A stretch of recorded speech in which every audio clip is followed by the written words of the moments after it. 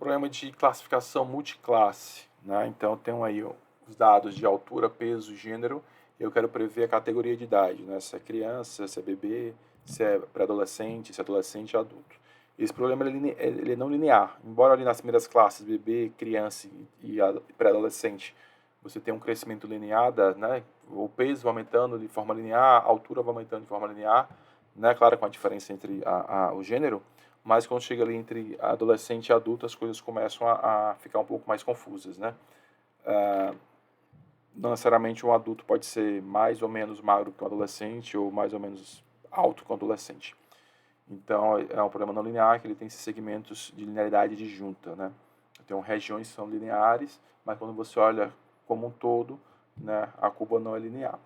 E aí você vai ter essa soluçãozinha, né, com 3 camadas, camada de entrada, camada oculta, camada de saída, e a função que calcula o custo, né, vai ser o softmax, que na saída ele joga para a gente uma probabilidade que cada classe tem, né? Então, se eu for fazer a detecção, né, previsão, né, da classe categoria de idade, eu vou ter aqui 5 classes, e ele vai jogar para mim com a probabilidade de ser criança, de ser adolescente, assim por diante. Aqui é o código, né? Então ele fez aqui com API sequencial, ele importa sequencial, importa camada densa, então ele cria um modelo sequencial, vai adicionando a primeira camada, com o formato da entrada de 4 parâmetros, ativação Hello, adiciona a camada oculta com 10 nós, ativação Hello, e a última camada com 5 nós, ativação Softmax, que vai me dar a probabilidade de pertencimento, né, daquela amostra para cada uma dessas entradas. E aí ele compila o modelo, agora a minha função custo aqui, o loss, vai ser calculado como Categorical Cross Entropy, né? Então, várias categorias. O meu otimizador, né? Ele vai ser um otimizador adaptativo, o ADAM, e a métrica vai ser a precisão, a acurácia. Um outro exemplo aqui é quando eu tenho várias classes e várias saídas, né?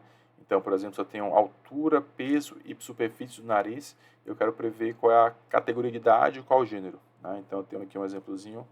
Então, eu tenho a minha entrada, altura, peso, a superfície do nariz, área do nariz. E aí eu tenho a primeira camada de entrada, camada oculta, e eu tenho 2 camadas de saída, uma para cada classe, né? Para cada label que eu estou prevendo, né? Um que vai prever a idade, outro que prevê o gênero. Isso no código a gente vai fazer com API funcional. Eu importei o input, model e a camada densa.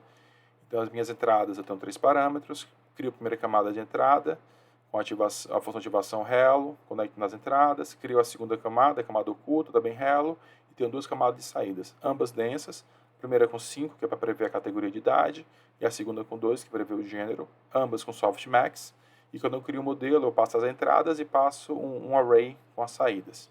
E aí quando eu vou compilar, é igual ao outro. Para calcular o loss é o Categorical Cross Entropy, o otimizador, né, adaptativo ADAM, e a métrica acurácia. Por fim, um exemplozinho para classificação de imagem, né, simples. Então, eu tenho aí um banco de dados, um database, não, dataset, desculpa, chamado MNIST, que ele tem imagens de 28 por 28 pixels. Essas imagens são de 8 bits cada pixel. E aí você tem lá números escritos à mão, né? E aí, quando você faz 28 por 28, isso vai dar em torno de 784 características, né? 784 features. E como é que você pode resolver isso aqui? Você vai pegar essa imagem, né, essa matriz 2D, e vai transformar num vetor 1D. Né? Você vai linearizar nessa matriz. Para fazer isso, está aqui o códigozinho, ó, o que é que ele fez. Importou sequential, a camada densa, a camada flatten, que é a camada que faz essa linearização, a hello, né, e activation, que ele não utilizou activation aqui, mas está aqui. Então ele cria o modelo sequencial e vai adicionando as camadas. A primeira camada que vai linearizar a entrada, né? Então o formato da entrada é 28 por 28. Depois a camada de entrada com 512 nós, a camada oculta com 512 nós, a camada de saída com 10 nós, que são as 10 categorias, né? Do 0 ao 9, e com ativação softmax. Né? E aqui quando ele compila da mesma maneira, né? Utilizando o Categorical Cross Entropy, o otimizador adaptativo ADAM e a métrica acurácia. Um dos problemas que você tem quando trabalha com redes neurais é o chamado overfitting, né? Então, o overfitting basicamente é quando o modelo ele memoriza os dados de treinamento. E aí acontece que ele vai ter uma alta performance para os dados de treinamento e uma baixa performance quando ele vê outros dados. Então, ele memorizou. Então, para evitar que ele memorize, a gente tem que evitar de passar os mesmos dados no treinamento. Então, assim, a gente precisa adicionar ruído nos dados que nós passamos durante o treinamento. Tá? E aí isso é feito com uma técnica chamada regularização. Uma das técnicas mais básicas de regularização é o dropout. Então, o dropout, basicamente, ele aleatoriamente escolhe alguns nós e não deixa esses nós passarem a sua saída para frente.